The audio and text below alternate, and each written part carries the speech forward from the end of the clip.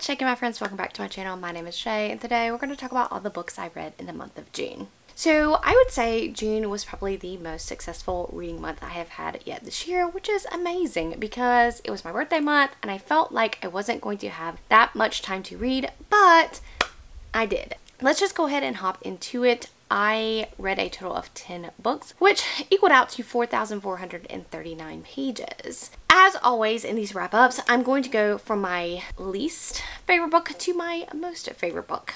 And I will tell you how I came about reading that book as we go along. Coming in at number 10 is probably my most anticipated read for the month of June, and it let me down. To be fair to this book, I should have DNF'd it. I did not DNF it because I was doing something in my book club where I really just didn't want to DNF any books. But I can see why people really are liking this book, and that's going to be The Art of Prophecy by Wesley Chu. So I was super hyped to read this, and for the first 20% I was all into it, and then it kind of fell off from there. So we're following our chosen one. There's been a prophecy, and he has been chosen he's going to be the one to save the world. And so of course he's this kid and he's pampered and he is going through all these training and classes and all of this, and is it going to plan? I don't know. But our elder main character is a woman that has a lot of expertise, and the book opens up with her kind of reviewing how this chosen one has been taught, and she realizes right quick that he has not been taught very well. And unfortunately, the prophecy, shortly they realize that the prophecy is not true. So the prophecy has fallen apart. So here we put all our eggs into the basket in this chosen one, and the prophecy has gone kaput. And so now it's trying to figure out what's going on, who made this prophecy, how it came to be. People are trying to kill people, all of those things, and which made for a very unique premise in my eyes. However, I felt like the execution fell short. Because once we get past the initial, here's the introduction to these characters and here's what's happened, this prophecy has fallen apart, I just found myself very, very bored. There wasn't enough to move the story forward. I did like the characters, but I won't be continuing on just because I needed a little bit more substance in my book. So overall, I gave this book 3 stars. Coming in at number 9 is a book that I did not pull out of my jars. It was a book that kind of had to read for my book club. That's going to be Hidden Pictures by Jason Rekulak. I think that's how you say his name. But this is kind of a thriller type story where our main character, she has made some bad decisions in the past. She has become addicted to drugs. She is now sober. However, when we're trying to find a job, that's very difficult for somebody that has such a past as hers. So she interviews for this nannying position. The woman that needs the nanny is in fact a kind of drug counselor, so she is more lenient to our main character's position. And so she takes the nannying position, and right away she realizes there's quite something wrong with the child and the house. So I'm not going to spoil anything else other than that, but just to say that the reveals in this book were just kind of weird to me. And so I'm going to leave it at that, and so that's why it comes in at number 9. I gave it 3 stars, but who knows, maybe you would like it more. This book gets a lot of praise. Coming in at number 8 is a book that I pulled out of my own jar again. Who am I reading all these own books? But I had to read, when I pulled my jars, I had to read 2 books out of my own jar because I had to take a punishment for the month of May. That's going to be Defend the Dawn by Bridget Kimmerer. So the 3rd book in the series I think comes out January 2024. I will be continuing on. I gave this book 3 stars. I really liked Defy the Night, which is the 1st book in the series. I gave that one 5 stars. It is a fantasy where kind of political, kind of romance type story where there is a sickness going around and there is a cure for the sickness, but only the rich people get access to the cure, and then the poor people don't have as much access. And so of course then you're going to have this savior's going to save the day, try to break the law, try to get the cure for the poor people. And that's just kind of how the story goes. This one continues on in that vein. I enjoyed it, but it just didn't have enough to move the plot forward for me to give it anything more than a 3 star, but I am looking forward to continuing on in the series. Coming in at number 7 is another book that I pulled out of my jars, and that's going to be out of my new release jars, and that's going to be Vampire Weekend by Mike Chen. And this was a romp of a good time. It didn't have necessarily the best plot in the universe. No, it didn't, but I liked the characters. They endeared me to them, and so I overall gave this book 3 stars. We're following our main character. She's a vampire. She's not like our normal vampires that we may see in other typical books or movies. So she's kind of sharing her journey of how she became a vampire, how this kind of vampire community has come about. There's leaders in the vampire community, and there's a blood shortage, and we're trying to figure out why there's a blood shortage, who's taking the blood. And then some of her long-lost family members show up in her life. And to be quite fair, all she wants to do is kind of be a normal person and just kind of be in a punk rock band. And so it's a romping good time. If you like character work, I would kind of endear you to try this book. But don't go into it thinking there is a lot of plot to it, because that surely is not the case. Coming in at the number 6 spot is going to start my 4-star reads, and that's going to be Iron Gold by Pierce Brown. So Iron Gold is probably my second least favorite book in the Red Rising saga, right behind Red Rising. I enjoyed this book for what it was. You know, Darrow's character really takes a turn in the second trilogy. I really felt like the first time I read it, it was just such a, disconnect from what we knew as Darrow and what he has become. But on reread, I have realized that I kind of understand how he became this way, and the things that have happened to him to make him the way he is in this book. And so I overall really enjoyed this. Probably enjoyed it more the second time I read it than the first. I overall gave it 4 stars, and I'm looking forward to my Dark Age reread in July. Coming in at number 5 is going to be another book that I read because of my book club. It was not on my radar, and that's going to be The Bodyguard by Catherine Center.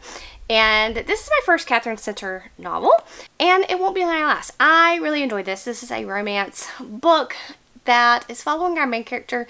Normally when you have the bodyguard trope, it's like the male is the bodyguard and the woman is the star, but this is actually backwards. She is the bodyguard. She works for a company, and they have been hired to be the bodyguard for this celebrity man who has some rumors and stuff going on about him, and he is coming back to kind of be with his mom, who has been diagnosed with cancer, and of course he needs a bodyguard to do so. And so some things ensue, and that's all we can say about that, right? It's a romance. I thoroughly enjoyed it, and I will read more Catherine Center. Coming in at number 4, and my last 4-star read for the month, is going to be The Poison Song by Jen Williams. So this concludes my journey with the Winnowing Flame trilogy, and I absolutely adored this. The second and third books in this series, absolutely delightful. I loved these war beasts. I love these characters. In the first one, I think it was a 3-star for me because this is a weird premise, really honestly, when you get going. And so you're trying to wrap your head around in the first book of what the crap is going on. What kind of world is this? What kind of characters are these? And the second book really hit for me. It was 5 stars. It was 5 stars. I didn't give it 5 stars at the time that I read it, but looking back on it, it was definitely 5 stars. And then you're going to have The Poison Song, which I cried. There was emotions. I absolutely positively love this book. So if you like weird, crazy blend of sci fantasy, then I think you would like this. There is also animal companions, animal beasts in here, if that sounds interesting to you, that I absolutely positively adored. So, of course, there's warring factions in here. I would highly recommend it. I really liked this series. Now, what's going to be really interesting is that I have 3 5-star reads in the month of June, which is absolutely insane because I cannot remember the last time that has happened. So let's go ahead and go into book number 3. So I pulled Fury Song out of my series jar, and I read it, and I loved it. I was putting this off for so long. Why, I don't know. Probably because it had been so long since I had read the second one. If you don't know, this series starts with Fireborn. That's the first in the series. Flamefall is the second, and then Fury Song is the third. So this did complete a trilogy for me, and it did everything completely correct, completely right.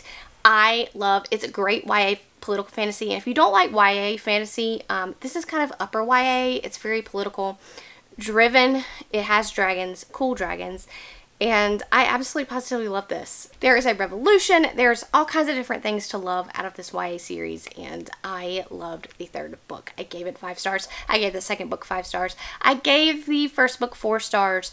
The sequels actually really brought the series home for me. Coming in at number 2 is going to be Yours Truly by Abby Jimenez. Of course, another 5-star read from Miss Abby Jimenez. She, again, continues to cement herself as one of my favorite authors of all time. My favorite romance author of all time. I absolutely adore this. So this is the companion novel to Part of Your World, which, by the way, I gave that 5 stars too, but you don't have to read Part of Your World to read this. But this is following some doctors. One of the doctors, she is just going about her business. She is trying to vie for one of the top management spots in her ER. And then, of course, comes this new hotshot doctor who she thinks is going to try to steal away her job. They both have emotional things going on with them. Brianna, you know, has a sick brother that's going through kidney failure, and she is trying to help him, and she is his main caregiver. And Jacob is going through so much stuff as well, and he has kind of quirky, he's an introvert. He has a very high anxiety, and that is kind of, he's struggling with that as well. And I love the character work in here. I think Abby Jimenez, it's not just a fluffy romance. There's hard-hitting topics in each one of her books, which I feel like is my kind of romance. I don't just want to read a fluffy read about these two people that are getting together. I want to read about people that actually have very complex things going on in their life and complex, you know, storyline and character building. So I love this book. Gave it 5 stars. Highly recommend Abby Jimenez. Continue to recommend Abby Jimenez as a fantastic romance writer. Coming in at number 1 is a book that I never thought that I would read ever. Ever. It is not one that was on my anticipated new releases of 2023, but I saw some very positive reviews on this. I saw some bad reviews too, but some people that I really jive with, I saw some very positive reviews, so decided to pick it up and read it. Bought it from Book of the Month. Let's read it. And yes, 5 out of 5 stars. I am in my gothic horror era. That's going to be The Last Tale of the Flower Bride by Roshani Chokshi, and I absolutely positively adored this book. And let me just tell you, the kind of gothic creepiness of this, I listened to the audiobook, it is absolutely fantastic. 10 out of 10 would recommend. This is following, it's not a love story, but this is following a kind of, it's telling the story of how these two main characters got whisked away, got married, and our male main character, who is the husband of Indigo, is kind of, he's whisked away into this marriage, and she's mysterious, and he's not really allowed to ask any questions about her past until one day her aunt is dying, and they must go back to the house that she grew up in to kind of take care of things, take care of her, see her aunt, you know, the last time before her aunt dies. And so quickly we realize that something's not quite right about the house, and something creepy is going on. And we're also getting a flashback perspective of one of the other main characters, Azure, and kind of we figure out Azure has gone missing. And way back in the past, she went missing. Where had she gone? What's going on? And it's kind of like a mystery, gothic horror mystery, and I absolutely loved it. I loved the character work. I loved the writing. It was so beautiful. It was so lyrical. And I am technically not one that likes lyrical reads, but this was fantastic. The moral of the story is just read this book right here. Now, you may have noticed that I did not say that I read any of the books out of my backlist that I pulled out of the jars in May. And you're correct. I did start one, and I did DNF one, and I started another one and just was not in the headspace to read that, but I read 20% of the book that I DNF'd, and so I'm not going to say what book that is because I just don't think I was in the right headspace to read it, so we won't go over that one. That's all that I read in the month of June. Alright, so that's it, guys. Tell me what y'all have been reading, watching, listening to, all of that in the comments below. Have you read some of these books? What do you think of them? And I will catch you guys later.